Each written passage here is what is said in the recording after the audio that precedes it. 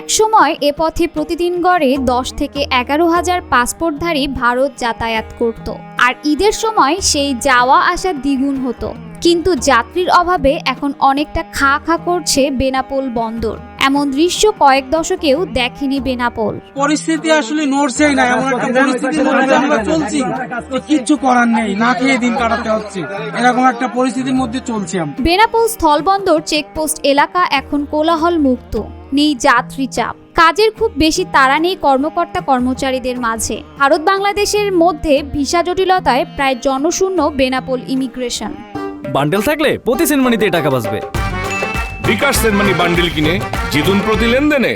এখন ভিসার সমস্যা আছে, যার জন্য খুবই কম লোক আসছে, ইমিগ্রেশন ফাঁকা আছে, যাতে দ্রুত দুই দেশের সম্পর্ক আরো সুন্দর হয়, ভিসাটা যাতে দ্রুত ব্যবস্থা করে দুই সরকার এক জায়গায় বসে, তাহলে সুবিধা হয়। আগস্টের আগে প্রতিদিন বাংলাদেশ থেকে ভারতে যাতায়াতকারীর সংখ্যা ছিল 10-12 হাজার। গেল 7 মাসে তা নেমে এসেছে হাতে গোনা অঙ্কে, আর এতে করে ভারতের রাজস্ব খাতের আয় নেমেছে প্রায় শূন্যের কোটায়। পরিবহন খাতেও নেমেছে ধস। এর আগে ভিসা পাইছিলাম, টুরিস্ট ভিসা। আমি এখন ভারতে যাচ্ছি, বর্ডারে এসে দেখি যে একেবারে বর্ডার ফাঁকা, কোনো লোকজনই নেই। বিগত বছরে এই সময় আমরা 15 থেকে 16টি পরিবহন যাতায়াত করে থাকতাম, সেই তুলনায় এখন এই বছরে প্যাসেঞ্জার না থাকায় 1 থেকে 2টা পরিবহন কোন রকম চলাচল করছে। তাতে করে আমাদের এখানে যে পরিবহন খাতে যে 500 থেকে 600 কর্মচারী স্টাফ ছিল, অনেক পরিবহন তাদেরকে বেতন দিতে না পারায় তাদের চাকরিচ্যুত হয়েছে।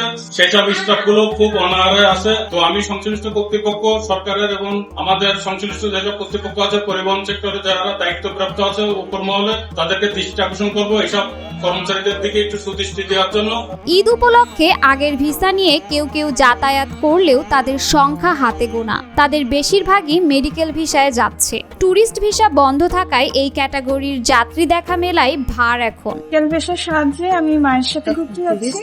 টুরিস্ট ভিসাটা আপাতত আমি পাইনি, মেডিকেল ভিসায় যাচ্ছি। এবং ঈদের সময় আসলে বাংলাদেশ থেকে অনেক পিপল যায় ওখানে, নিউ মার্কেট এবং বিভিন্ন আমি অ্যাপোলোতেও গিয়ে দেখছি, ওখানে সব বড় বড় হসপিটাল গুলো যে রেস্ট হাউস আছে ওখানে পুরো ফাঁকা। তাদেরও অসুবিধা, শুধু যে বাংলাদেশি জনগণদের অসুবিধা তা না, ভারতের সরকারের অসুবিধা। দুই সরকারের সমঝোতায় যাতে এটা দ্রুত ছেড়ে দেওয়া হোক, দুই সরকারের সম্পর্ক যেন আবার বন্ধুত্ব সুলভ হয়, এতে সবারই উপকৃত হবে, সবার মঙ্গল হবে। আমাদের কলকাতায় নিউ মার্কেট পুরো ফাঁকা, এই ভিসা দেওয়ার জন্য পুরো ফাঁকা, সব হোটেল ফাঁকা, হসপিটাল সব ফাঁকা।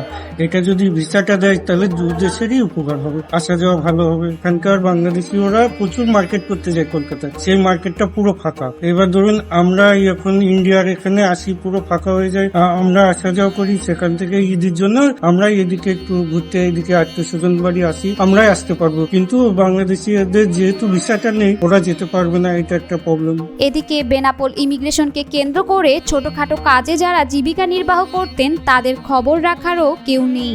আনন্দের ঈদ তাদের কাছে এখন বিষাদ হয়ে দাঁড়িয়েছে। উপার্জন না থাকায় এই সেক্টরের প্রায় 700 শ্রমিক পরিবার পরিজন নিয়ে অর্থকষ্টে দিন কাটাচ্ছেন।